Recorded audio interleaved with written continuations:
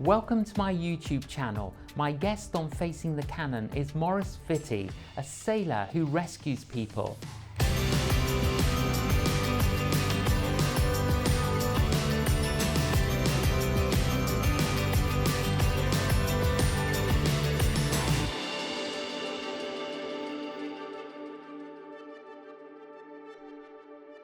Maurice Vitty, welcome to Facing the Canon. Thank you very much. It's good to be here. It's great to have you. I've read your two books, Maurice, Close to the Wind, Close to the Edge. Just hugely inspiring. Now, let's start. You're a teenager and you go to a nautical school. That's right, yes, in the north of England, up in Hull. And what's the difference between a nautical school and a normal school? Well, I was able to do subjects like seamanship and navigation and chart work for GCSE, and I had to wear a uniform and a bit of discipline and things like that. But apart from that, it's just a normal school. Normal school.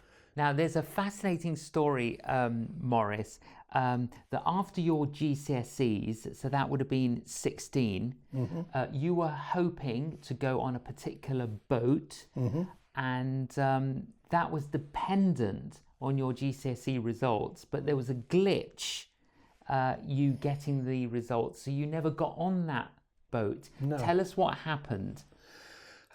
Well, the ship was the flagship of the company that I was working for, and most of the first trip cadets went on this ship, or the sister ship of it. It was called the Royston Grange, and it sadly was in a collision in the River Plate coming out of Buenos Aires. It collided with a tanker, and the entire crew and the cadets and 12 passengers were all killed instantly in an inferno, and 10 people on the tanker as well. It was terrible tragedy. 82 people killed. So what effect, Maurice, did that have on you? Because you must have thought, if I'd got my GCSE results, I would have been there. Yes, that's right. I wasn't a believer, so I just probably put it down to fate. But I can look back now and see how the Lord's looked after me so many times in different situations. How did you then become a believer? Well, I met my wife, Hilary. She was a believer and I wasn't. And I quite liked her, and I asked her out and she said no. So I was quite put out about that. I had a bright red convertible E-Type Jaguar, and still she said no. She's more concerned about Jesus. So I thought, well, I better find out about this Jesus. And I did. I had to look into it, and I sent off for a Bible, and I went forward at a meeting and took a Gospel of John, a tract. And I went down to see her. I wasn't going out with her. I went down to see her. She was on a beach mission in Cornwall, Scripture Union Beach Mission. And my car broke down just as I got there. I had to stay 3 days. I told her I was just passing through, like you do in Cornwall. It's on the way to nowhere, isn't it? Just the sea, a little white lie. But I had to stay 3 days, and the team that she was working with, who were evangelizing in Perranporth, invited me to join them. So I was there handing out tracts in Perranporth, even though I wasn't a Christian. And on the last night, I had the Gospel of John, and I read it in my hotel room. I managed to get a room. And at the end of it, there's a prayer, believer's prayer, and I prayed that prayer, and it was just like a Damascus Road conversion. It was literally scales coming off, weeping, feeling totally cleansed. It was absolutely amazing. I had no idea what had happened. I just prayed a prayer. I didn't know I'd become a Christian. The next day at the team meeting in the mission, I told them what had happened, and they all went mad and were celebrating and told me that I'd been born again. Absolutely. Hilary wasn't so impressed. She was a little bit skeptical, I must admit. She wasn't quite sure this was genuine. But oh, really? She questioned the authenticity of this. Yes. But as soon as she saw it was genuine, that was it. We got together and we got married. and went and joined the OM ship, the Logos. Yes, the Logos. And then the Lord put on your heart and Hillary's heart the Vietnamese boat people. Tell us how that happened, and tell us what was the situation with the Vietnamese boat people. Well, the Logos had just rescued 2 boats. So we flew out to Bangkok, and they just rescued these 2 boatloads of refugees, and they were living on the ship because the British government who owned the ship didn't want to take them. The Singapore, where it was flagged, didn't want to take them. And so we had them on board for 2 months, and it was great. I mean, most of them came to the Lord. If you're out in the sea and you're crying out to be saved, and a ship comes along full of Christian volunteers from all over the world, you know God has heard you. And they came to the Lord, and later on we would follow a lot of them up back in the UK and different countries.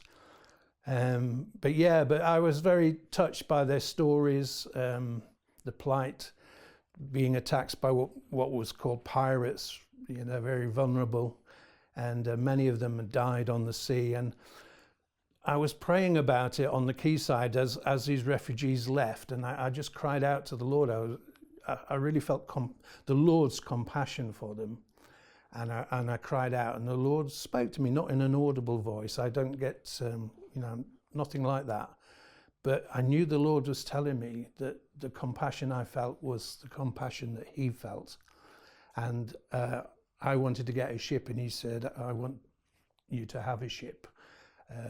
And I believe that the Lord told me then that He was going to give us a ship for that particular work. Because if other ships, if you stop and pick them up, you lose your business. You can't, cargo ships can't continue. Even the Logos had to change its program. And I thought there should be ships doing that. If you were a doctor and you saw people were dying for lack of medicine, you'd feel it. And if you're a seafarer and you see people drowning on the sea, and you're a seafarer and a ship could rescue them, you feel it. And so I cried out to the Lord, and he spoke to me, yeah. And then, it was fascinating how that came about.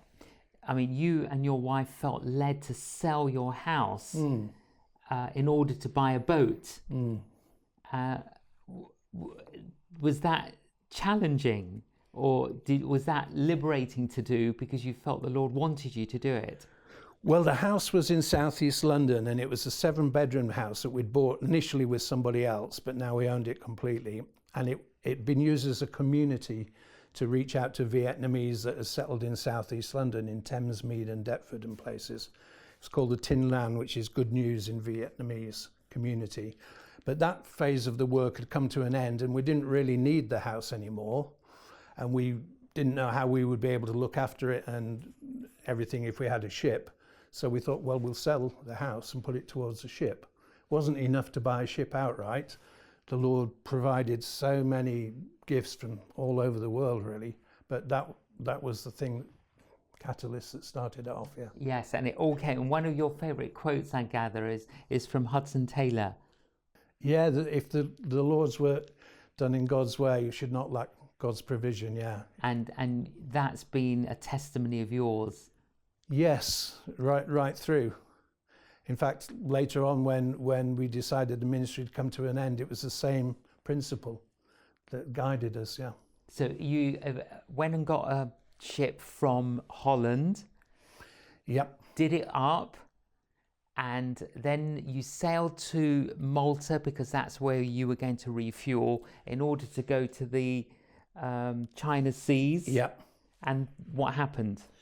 Well, we popped into London on the way, and that was good. There's the raised Tower Bridge, and we came right into the centre of London.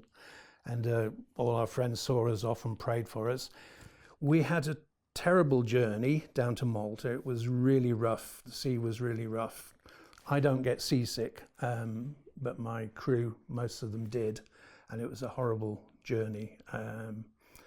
And when we got there, we were a bit shattered. But also the Vietnamese boat people problem had changed. It basically had stopped.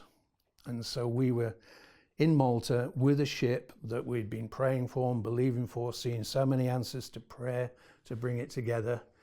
And we were glad the boat people situation to stop. We didn't want that to carry on just so we could have a ministry. Yes, of course. But we had questions now. What did I not hear from God? No, I did, because of the miracles and the answers to prayer. Do we do something else? We were in a very good location to reach out into the Mediterranean: Sicily, Italy, Greece, Turkey. My homeland, Cyprus. Cyprus, yes, we went to Cyprus.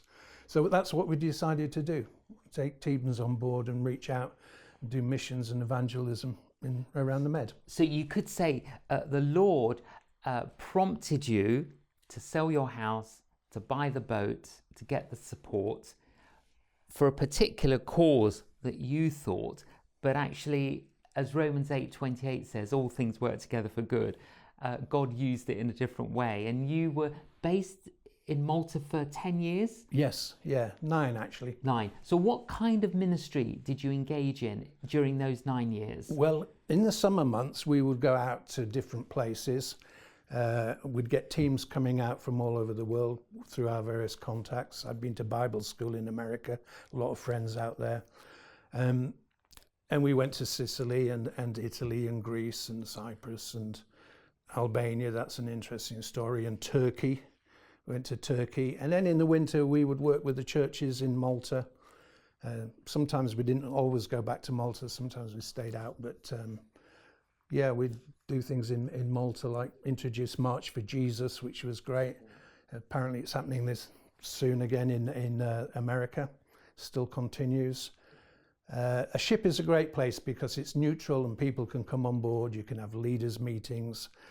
Men like to come on a ship. They might not go in a church, but they want to come on a ship and be shown around, and we offer to help out and things. So yeah, it was just fantastic, really. I mean, basically it's a floating church. Yes. Proclaiming good news. Yes. But you did go near Albania. Tell us about that. Well, this is going back some years now to when Albania was still a communist country, and we couldn't go into Albania because there was a minefield 12 miles off the coast, according to the chart anyway. We didn't have And what does that mean, Maurice, when you say minefield? Well, apparently they've put mines to stop you going near their coast. Nobody could go into Albania, and if you tried, you might get blown up. And you don't know where they are? No. So we didn't go further than 12 miles.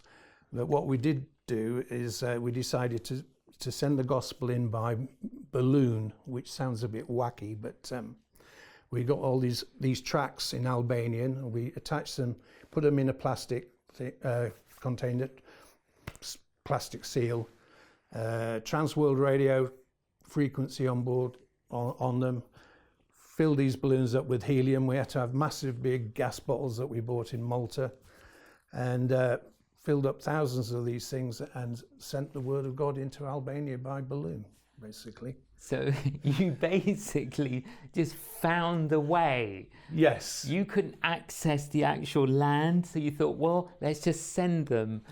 Yes, we had the correct wind. I mean, we'd calculated it all. Too much gas in the balloons and they would go too high and burst. Too little and they would fall in the sea. We did a lot of research on it and organised it, and we had the right wind. And we prayed as they went in that our weapons were against principalities and powers and pulling down strongholds. And so we just prayed that somehow the word of God, we were not the only ones. There were missionaries in the country, in the Catholic churches there, but we just prayed that this little contribution would have something to do with it. And we actually found out that the next day was the day that people started running into the embassies, and the country started to open up, actually. Yeah, the next day, the day after you released the balloons. Yes, but I'm not saying there's any connection. I'm just. But there could have been. But there could have been. Maybe that was a symbolic representation of the gospel. Yeah. That was the cherry on the cake or the tipping point. Yes. Yeah, and it was. So if there's a conference on evangelism, you can take seminars on balloon evangelism. I can. But during these years, so many must have so many testimonies of God's provision. And there's one particular one when you ran out of stock, you actually ran out of food. And this ship came and parked, is that the word? You don't say parked, do you? Birthed, yeah. Birthed, sorry. Birthed next to you. But go on, how did it end up being birthed next to you and what happened? Well, there were no spare berths in the harbour, in Grand Harbour in Valletta, so they were told to tie up on the outside of us. And they had a new chief steward, purser. They were doing a crew change. And the purser said to me, I was chatting to him, he said, "Oh, I'm the new purser." He said, "And every time I join a ship, I start everything has to be new. So I get rid of everything that's on board, the stock, the food, and I order all new things. Can you use any of our food?" And we said, yes, we certainly can, thank you very much. And we loaded thousands of pounds worth of food, and it's the kind of thing you wouldn't normally buy, like really good steaks. And, he's able to do abundantly more than we ask or think, and that was an example of it. And it was marvellous, really, just because we'd prayed about it in the morning. We'd got no money and no food. We asked the Lord to provide, and that happened about 3 hours later. I mean, it's incredible. And the fact that the ship couldn't berth where it should have berthed, and it had to berth next to you. Yeah. And as a result, you saw the chief steward. I mean, it's incredible. It is, yeah. When you needed an encouragement, the Lord produced it. Yes, and I think the Lord knew that what we were doing would have been very irresponsible unless he was in it. You don't just buy a ship with young people and go off. It would be a very reckless thing to do. And we needed that assurance all the time that God was in this, God was doing this. It's like Moses said, if you don't go with us, do not lead us on from here. So all of those things, they were an encouragement to me, and all the people that had allowed their youngsters to come with us, the parents of youngsters, they could see the Lord at work providing, and that gave everybody confidence that we were safe. But the Lord has certainly given you a compassion for needy people, particular needy people. So, for example, many families got separated and children got lost, and you went to search for them. Tell us about that. Yes, after we got back from the Lagos, before we'd even got the ship, we followed up the Vietnamese from the Lagos, and we came across more and more and more on the estates in southeast London. We found people who'd been separated from their children, and we were able to reunite maybe 6 or 7 children with their parents over a period of several years. There was one little boy, Do Can Doi. I remember we went out to a little island off the coast of Malaysia and found him. It was amazing how we found him, really amazing how we even got permission to go to this island. But how did you know that they may have been someone on that island? Well, we'd flown out to Kuala Lumpur, and we'd visited a big refugee camp just outside Kuala Lumpur, where we met a family who were later going to come and live in our house. We didn't know then, but they lived with us in Woolwich a couple of years later. And they knew of this boy and his auntie. His mother was back in England, and she'd had another baby who this boy hadn't even seen. So we were going around with a photograph and details, asking the United Nations to help, showing it around refugee camps. And somebody knew him, said they think he's in this camp. So you went to the camp, and how big was the camp? It was tiny, actually. It was on a beautiful little island. It was like paradise. And I remember saying to Hilary, why do we bring these refugees from this paradise and put them on housing estates in southeast London, where they're behind peepholes and locked doors and things? But it was the end of the road for them. I saw there was a graveyard on this island and lots of little crosses, and some of them were children. And I realised this was the end of the road. and they were fleeing for freedom, and so they needed to pursue it and get to the West. And we had to get the permission from the actual president of Malaysia to get into this particular island, because nobody would let us go, and people pretended it didn't exist. It was all hush hush. And so how did you get permission from the president? Well, we asked him if we could meet with him in Kuala Lumpur. His office and palace there is right next to a church we were going to, the Abundant Life Centre, and we just made a request, and he granted it.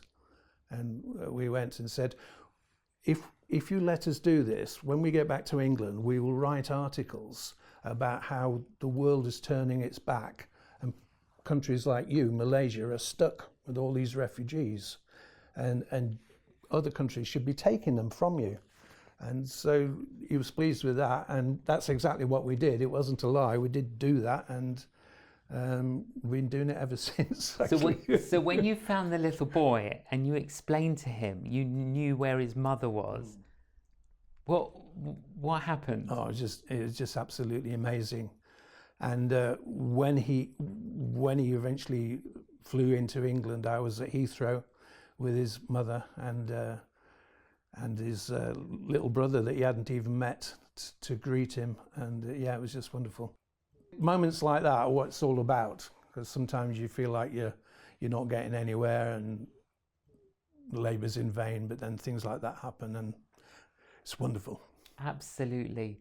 Well, so after those 9 years, it felt right to sell the ship, that part of the ministry, it was a chapter, wasn't it? And then what did the Lord lead you on to after that? Well, we came back as a family. We had 2 children then. Our daughter was 11 and our son was 5. So it was a good time to put them into secondary schools and primary schools. So we came back to Southeast London. We were part of the Ichthus Church then. Yes. And I ended up leading an Ichthus congregation in Southeast London for 8 years, actually. And obviously following up where we could, doing what we could, talking about refugees when we got the opportunity, and visiting them in the estates around London, but also around the UK, occasionally France and Canada and different places. And I mean, the Lord has really put that on your heart and Hillary's heart. Tell us, Maurice, what is the situation in Europe in particular regarding refugees? Well, we've seen the pictures on our TV screens, and it's worse than ever, really, probably worse since the Second World War. Millions of refugees and displaced people. Some of them are fleeing for their lives. Some of them are economic migrants who just see no hope and no future for themselves, and are doing probably what we would do in their circumstance and try and find a better life for their family. One of the things we want to do is just educate people that these are just ordinary people. You know, they're not. Sometimes politicians play on our fears and our ignorance, and try and tell us, you know, that all the refugees are ISIS and they're coming to kill us, or they're drug lords and rapists and things like that. But they're ordinary people. I mean, everyone will remember that picture of that little child on the beach in Turkey. Yes. 2 things struck people: the sadness of the photo, but the fact that he had a really nice coat as well. And it just struck people. These are actually people that we, middle-class people with jobs, that we meet. It could be our family. And there was a little girl in the river between Mexico and the States who was found with her arm around her dad. Both of them dead. And they're ordinary people. And that is the bulk of people that are refugees, ordinary people. So how is the situation going to be resolved? And what should we as Christians be doing about it? Well, I'm glad you asked me that, because Jesus said, as often as you do this to the least of these little ones of mine, you do it to me. The sheep and the goats. When did we feed you? When did we take you in? When did we visit you? Jesus said, as often as you did this to the least of one of these, you did it to me. And we as Christians, but not just, we don't have a monopoly on goodwill. There's plenty of good people of no faith and other faiths. But we of all people, followers of Jesus, mustn't harden our hearts. We mustn't get fed up with this problem. We must keep our humanity. We must keep showing love and compassion to the refugee and to the migrant and to the people who are homeless. It's so many sad stories, so many tragic stories. And Jesus, if you want to follow Jesus, you have to care for the poor and the homeless and the refugee. It's just part of the calling. It is in my Bible anyway. But tangibly, Maurice, how can most of us do something? I mean, we will pray, but what do we need to pray? Do we need to pray that the governments of the world have a change of heart? How do we help the people in a tangible way? Yeah, I still think there is a place for ships and boats. We do have a boat at the moment, which is strategically placed, which we're open to whatever the Lord wants to do through us. But that's obviously a drop in the ocean. Although Mother Teresa says the ocean's made up of drops. So we don't despise that. No. But we really need governments and navies and everybody. Sometimes I do a bit of teaching on the side for people who work on the maritime industry. And I think about the mega yachts, the thousands of mega yachts that are just laid up all year, and billionaires that keep buying these fantastic yachts. And I think just 1% of those could be mobilized and used to go out on the sea and just save these people from drowning.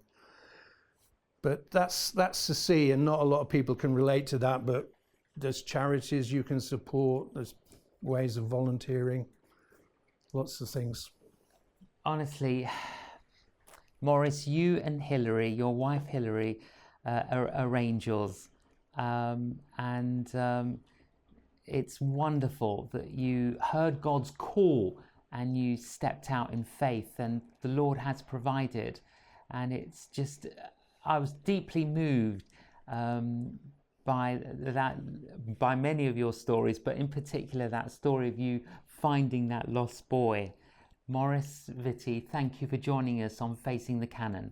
Thank you, it's a privilege. I was stirred. I'm sure you were too.